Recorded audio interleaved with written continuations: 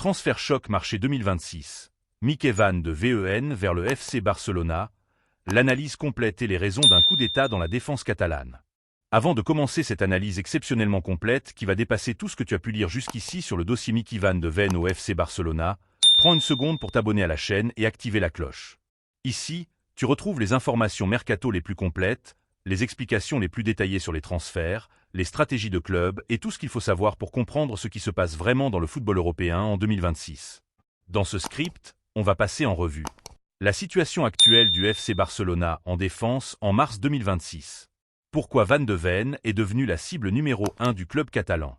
Quel profil recherche vraiment Barcelone et pourquoi le joueur néerlandais est la solution parfaite? Comment Tottenham pourrait faciliter ou bloquer cette opération? Ce que ce transfert signifierait pour l'avenir du Barça. Et enfin, quelles pourraient être les conséquences pour l'équipe et le championnat espagnol? Ce dossier va être long, approfondi et précis pour te donner toutes les clés du mercato défensif catalan à l'aube de l'été 2026. La situation défensive du FC Barcelona en mars 2026. Depuis le début de la saison 2025-2026, la défense du FC Barcelona est devenue l'un des sujets les plus discutés par les supporters, les analystes et même les journalistes spécialisés. Malgré la présence de plusieurs noms déjà établis, l'équilibre défensif reste fragile et manque de constance. Actuellement, l'effectif défensif du Barça se compose principalement de Jules Koundé, un joueur très talentueux avec une grande capacité technique, mais il est trop irrégulier. Certains matchs, il est dominant, d'autres il se fait prendre dans des duels simples. Son niveau varie trop souvent pour être considéré comme le pilier d'une défense solide à long terme. Eric Garcia, défenseur technique qui peut jouer proprement en relance, mais il souffre face aux attaquants puissants et rapides. À la base, Garcia aurait pu devenir un leader, mais il est souvent dépassé physiquement dans les matchs à haute intensité. Pau Cubarsí, l'un des jeunes les plus prometteurs du centre de formation ou recruté récemment, mais trop jeune pour porter une défense sur ses épaules dans des phases décisives, notamment en Ligue des Champions. Barcelone a besoin d'un pilier défensif déjà mature, pas seulement d'un espoir à développer. Gérard Martinez, capable de bonnes prestations, mais il connaît des passages à vide où il manque de concentration et de placement. C'est un joueur très intéressant pour l'avenir, mais il n'apporte pas encore la régularité nécessaire pour gagner des titres majeurs. Joao Cancelo, positionné parfois en défense centrale ou latérale selon les besoins. Excellent techniquement, bon offensivement, mais il n'est pas un défenseur central typique. Dans son rôle, il peut briller, mais il n'apporte pas la sécurité défensive que demande un système strictement défensif. Alejandro Balde, joueur très offensif à gauche, mais ce n'est pas un stopper défensif ni un défenseur central traditionnel. Il brille surtout dans les transitions et les attaques, mais quand une équipe adverse le cible, il manque d'une structure défensive pure. À cela s'ajoutent d'autres profils secondaires dans l'effectif qui ont montré des performances inégales, faisant que la défense restera un chantier prioritaire du Barça pour l'été 2026. Pourquoi le Barça a besoin d'un défenseur central jeune et régulier? Dans son projet sportif actuel, le Barcelona cherche 1. Une régularité défensive maximale dans un championnat de plus en plus exigeant. 2. Un leader qui ne tremble pas sous pression, capable de diriger la ligne défensive dans les grands rendez-vous. 3.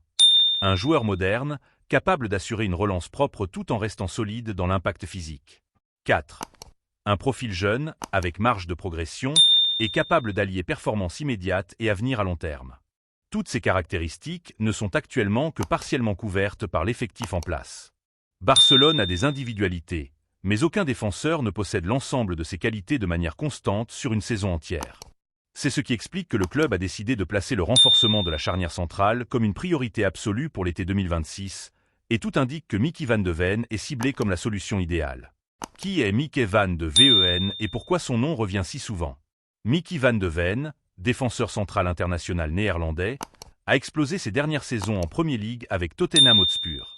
Grand, puissant, rapide, excellent dans les duels, fort en lecture du jeu et capable de relancer proprement. Ce profil a séduit toute l'Europe. Plusieurs raisons expliquent pourquoi Barcelone en fait sa cible prioritaire. 1. Régularité des performances. Van de Ven a montré une constance rare pour un défenseur de son âge dans l'un des championnats les plus physiques du monde. Alors que certains défenseurs du Barça oscillent entre très bons et moyens selon les matchs, Van de Ven maintient un niveau élevé match après match. 2. Capacité physique et technique. Dans un football moderne où le défenseur est aussi un relanceur et un initiateur d'attaque, le profil de Van de Ven est parfaitement adapté. Il n'est pas seulement bon dans les duels, il sait orienter le jeu, sécuriser la zone défensive et lire les intentions adverses très tôt. 3. Jeune mais déjà mature. À seulement 24 ans en 2026, il a à la fois la jeunesse nécessaire pour être un pilier sur le long terme et l'expérience suffisante pour être immédiatement performant dans les grandes joutes européennes. 4. Leadership et présence. Même jeune, Van de Ven s'est imposé comme un leader silencieux mais influent dans la défense des Spurs, ce qui plaît énormément aux scouts catalans qui veulent renforcer l'aspect organisation défensive de leur équipe. Comment le dossier est devenu prioritaire pour Barcelona? Plusieurs facteurs dans la stratégie sportive de Barcelone ont poussé ce dossier à devenir incontournable. Le constat interne. Après plusieurs matchs où Barcelone a concédé des buts évitables à cause d'un manque de coordination défensive, le staff a fait le bilan. L'équipe manque d'un vrai défenseur central régulier, mature et capable de porter une défense sur le long terme. L'analyse des performances statistiques. Les données de performance montrent que Barcelone a un taux de duel perdu trop élevé, un taux de sous-pression défensive plus faible que ses principaux concurrents, des erreurs conduisant directement à des buts évitables à cause d'un manque de relance propre, une difficulté à stabiliser la défense dans les moments importants des matchs. Dans ces conditions, la direction sportive a validé que la priorité du mercato défensif devait être un profil comme Van de Ven, capable de répondre à ces défis. Quelle serait la stratégie de recrutement? Le Barça ne se contente pas de rêver, il construit une stratégie concrète. 1. Évaluer la possibilité financière réelle du transfert, en accord avec les contraintes économiques du club. 2. Négocier avec Tottenham pour trouver un terrain d'entente sur une offre supérieure à la clause ou un montant acceptable par les deux clubs. 3. Convaincre le joueur, qui selon toutes les sources serait très intéressé par l'idée de rejoindre Barcelone, un club avec un projet européen ambitieux. 4. Préparer l'intégration tactique dans le système de Hansi Flick avec une vision claire de ce que le joueur apportera à l'équipe sur le plan défensif et offensif. Comment Tottenham pourrait réagir? Tottenham se retrouve aujourd'hui dans une position délicate. Van de Ven est une pièce importante, mais son envie de jouer dans un club avec des ambitions européennes pourrait pousser Tottenham à envisager un départ.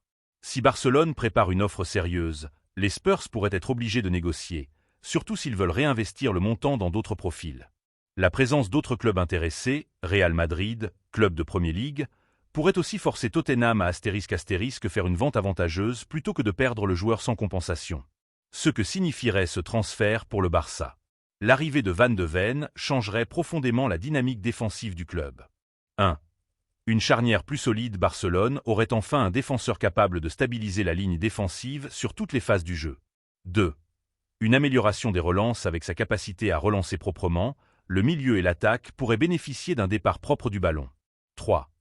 Une concurrence saine dans l'effectif. La concurrence entre les défenseurs actuels et Van de Ven élèverait le niveau général de l'équipe. 4. Une base pour les années à venir. À seulement 24 ans, Van de Ven pourrait devenir un pilier défensif du Barça pour les 10 prochaines saisons, ce qui correspond parfaitement à l'ambition de reconstruire un projet stable. Conclusion. Le dossier le plus important du mercato barcelonais en 2026. Le FC Barcelona est aujourd'hui à un tournant décisif de son projet défensif. Avec un besoin clair d'un défenseur rapide, régulier, moderne, technique et déjà mûr, Mickey Van de Ven représente la solution la plus adaptée à toutes les attentes. Ce dossier dépasse largement les simples rumeurs. Aux dernières nouvelles, il est au cœur des préparatifs du mercato été 2026 du Barça et pourrait bien devenir la signature défensive la plus marquante de l'année.